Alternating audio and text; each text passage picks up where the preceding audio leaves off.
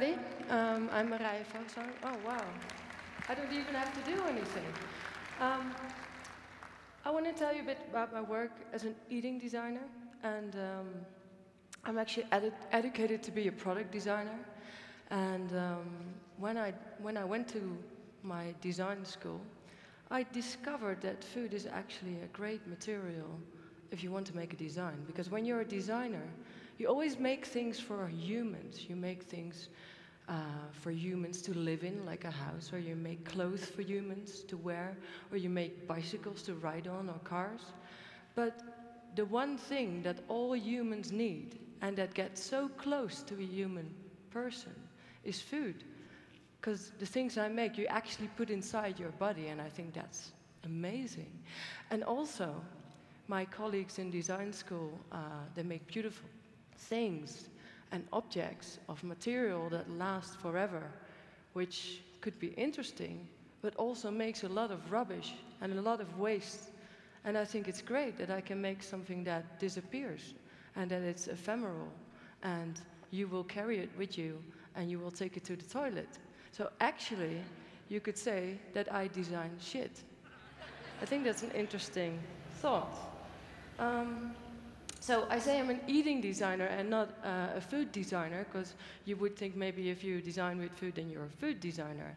But I think food is actually perfectly designed by nature. It's fantastic by itself. Just imagine how beautiful it is when you have a red cabbage and you slice it in two. Look at it, it's fantastic. So what I want to do is I want to look at everything around food and be inspired by that.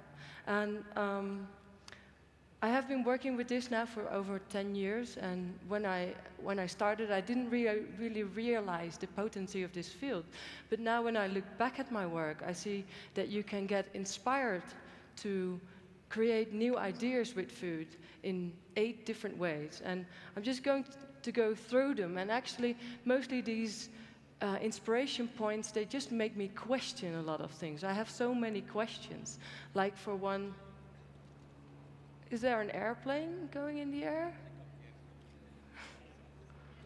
Okay, well, maybe we will go up. Isn't that the right thing to do? I think so. One of the questions, for example, is, well, of course, when you start to work with food, you have to consider your senses, because food is the first thing that your senses are awakened by. And so I wonder to myself, why don't we use our noses anymore, especially in Western society? I'm from Holland.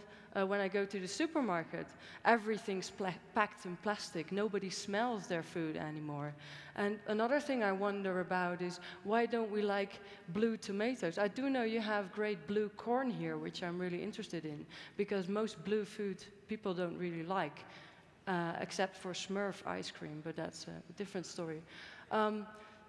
Second point that you can be inspired by is science, and then I mean also dietary science, because food is made of many vitamins, minerals, all these kind of substances that you actually put inside your body, and it has an effect on how you feel. So also things like food allergies are things that have been emerging in the last 50 years, and nobody really knows why. And that could be a very alarming thing, but it can also be an inspiration to invent new ideas with food. Culture is an amazing thing when it comes to food, because all around the world, there are people. Everybody lives in the world and needs to eat. And we all do that in a very different way. We have different rituals. We have different ways of preparing our food. We have different etiquette on how to behave on the dining table. So these things can be a huge inspiration to make new ideas with food. Of course, being a designer, I also consider food as a material. And if you imagine the amount of ingredients that exist into the world, and if you also imagine all the techniques that there are in the world, and if you could combine all them together, then only that is already a lifetime of work. Nature, education. A lot of children don't know that milk doesn't come from the factory. Actually, I went to Procter & Gamble and I spoke to them about this, and I said, yeah, people getting lost with their touch of nature, and of course all food comes from nature. And I spoke to them about this boy that went to the forest, and he said, hey mom, the forest smells like shampoo. It happens. And then Procter & Gamble, they said, yeah, that's what we did. They were very proud of it. Psychology, I think that's one of the most interesting things when it comes to food, because I think we are not really aware of it, that most food choices that we make in a day, we don't do that with our belly. We don't always eat when we're hungry. We also eat, for example, when you're in a social situation and someone offers you food. Or we eat when we get seduced to eat something because it looks so good. Or we eat because we have the habit of eating a certain food in a certain time. So all these kind of things happen much more in our brain than happen in our belly. And it's interesting to think about that. And it's interesting to use that as an inspiration. The action of food, with that I mean, it's not only, if you think about food and design, it's not only about putting food on a plate and make it look good. That's really not what it is about, I think. It's really much more about what happens with this food. Imagine that you go to a star restaurant and you get the very best food available by the very best chef. And it's fantastic. So you sit there, but actually you're a bit cold and you have a hole in your sweater. And someone's sitting opposite of you, but he's saying very unkind things to you, and you smell a bit of toilet odor, I don't think you will like that food. But if you go on a beautiful day outside, and you're in love, and you just won the lottery, well, then you go and buy some cheap fruit from the street, and you'll love the taste of the food. So I just want to say it's a very subjective theme. The last point that I want to show it to is society. And that's an interesting point because creative people have been working on food for the last years quite a lot.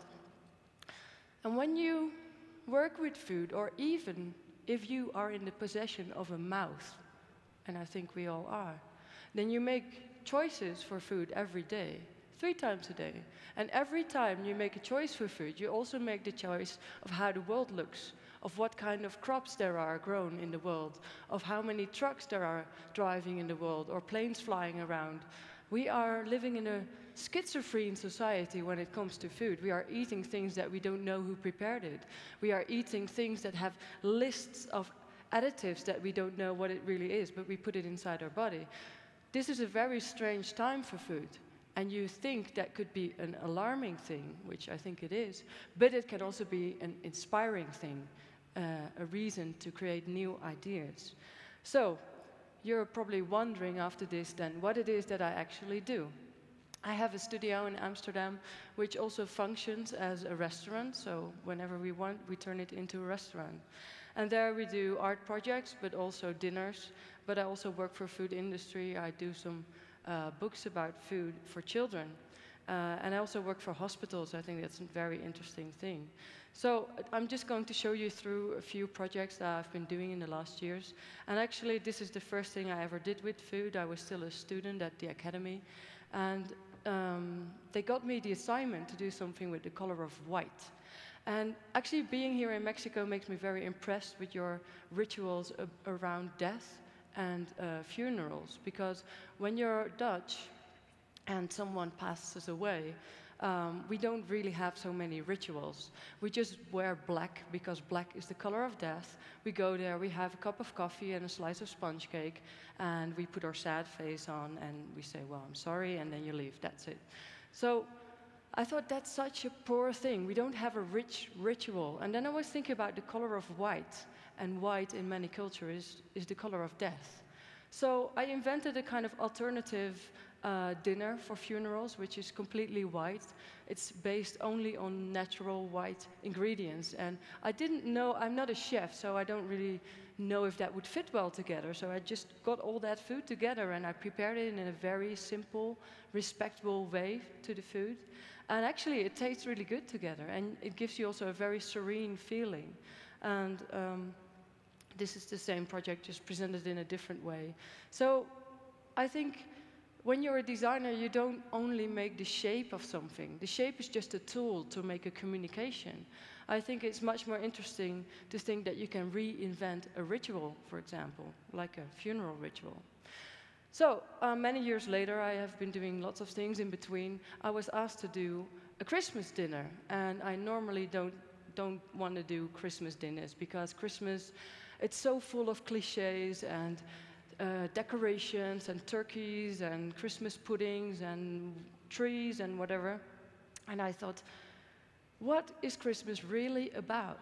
If you look aside the Christian aspect of Christmas, for me, Christmas is about being together, sharing food together, and being connected to each other. So what I did here is a very simple intervention on a tablecloth.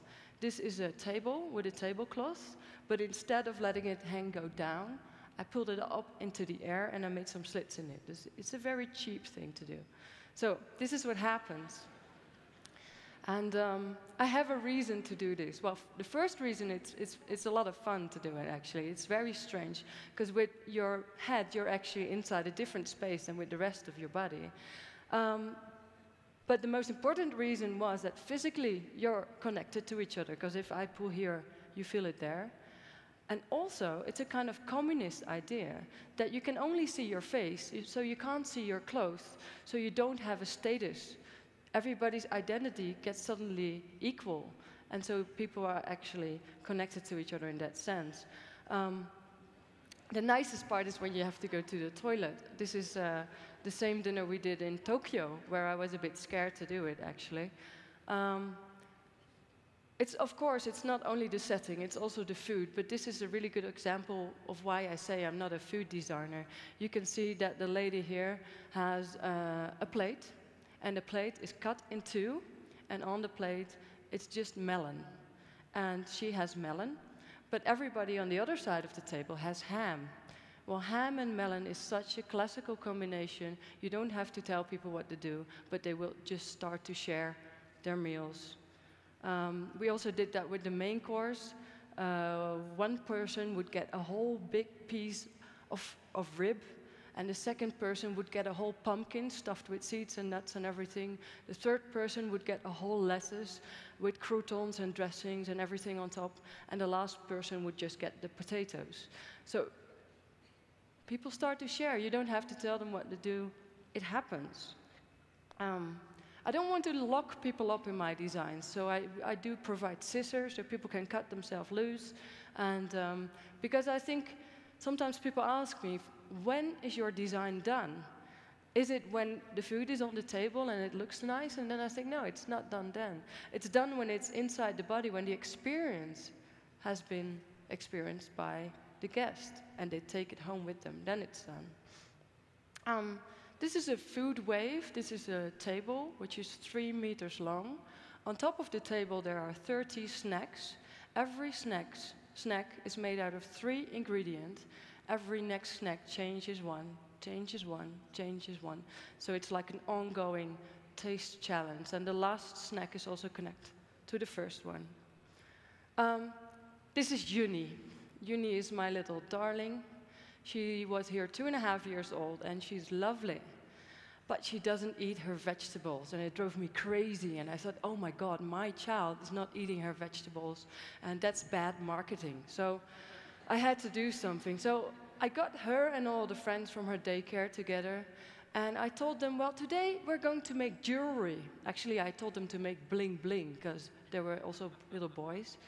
And I told them the only tools that you have are your teeth, because they're super sharp, these little kids' teeth. I think parents know that, be careful. So I just gave them some root vegetables, and they could just start to make the jewelry. And by actually eating the vegetables, because I read in a psychological piece that children have to eat something 7 times, they have to have the flavor 7 times in their mouth before they will accept a new flavor. So actually, by making the jewelry, secretly, they were eating the vegetables. And I can tell you that Juni is eating her vegetables. Ha. This project is another children's project that I did for a pediatrics clinic in the Bronx in New York. And that was 8 years ago.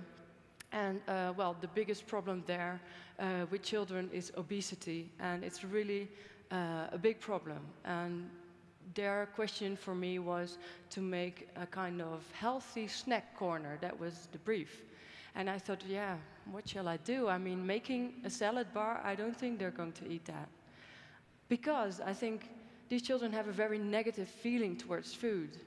When they're eating healthy food or unhealthy food, they will always have a negative feeling about eating.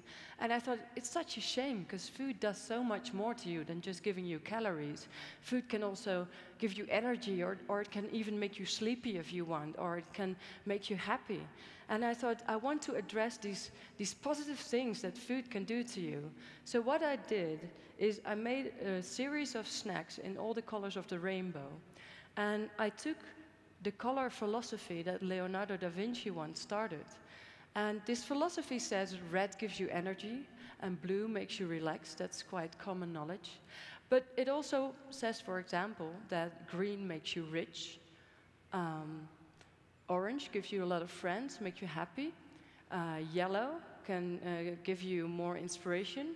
So all positive assumptions. And I labeled all these snacks with all these positive codes with it. And so these children now have a series where they can choose for their food in a different way. So they don't have to choose, I'm going to eat bad again, or I'm going to eat good, but I don't feel good about it.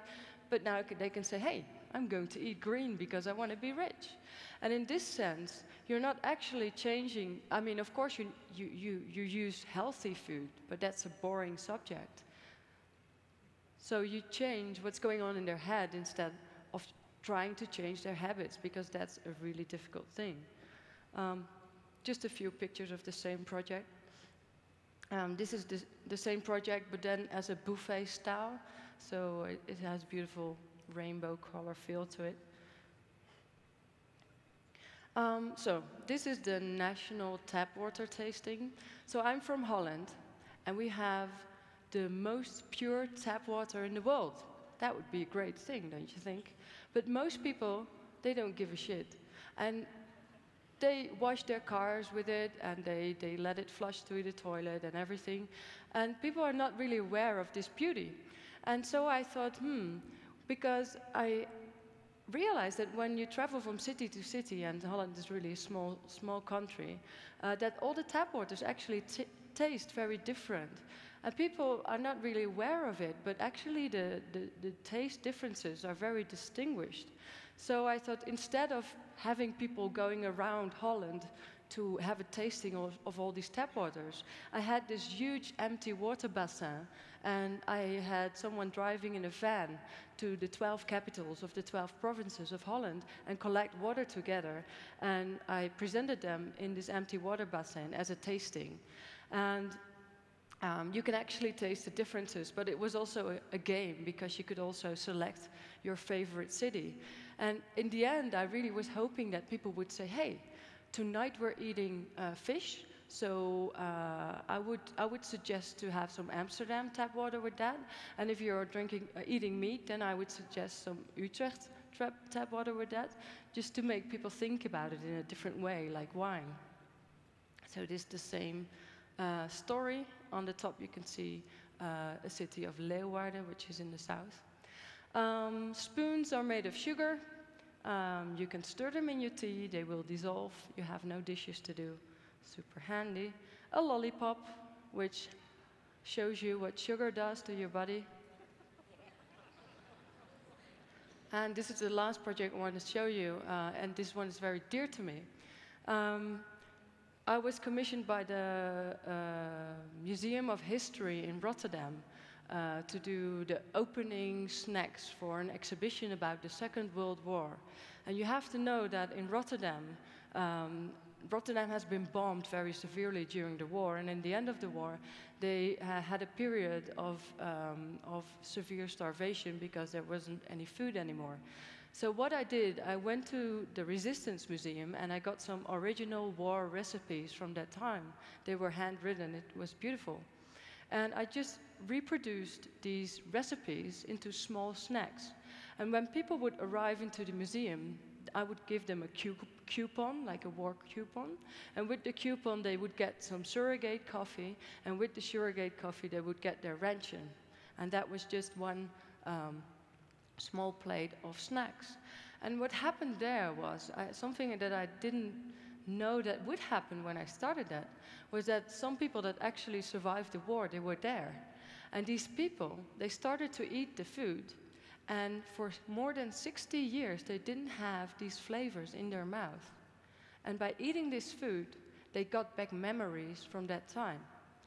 And these memories were very emotional, but also very beautiful, because it was a part of their body. It was a part of their life. And at that time, I realized that if you're a designer and you want to choose a material, that this material is so strong because it goes into your body and it goes to your belly, but it also goes to your head. And it's something that all of us understand because food is for everybody. And I think that's pretty amazing. And for me, it's a big reason to work with this. So this is just a slide of a close-up. And buy the book. That's it.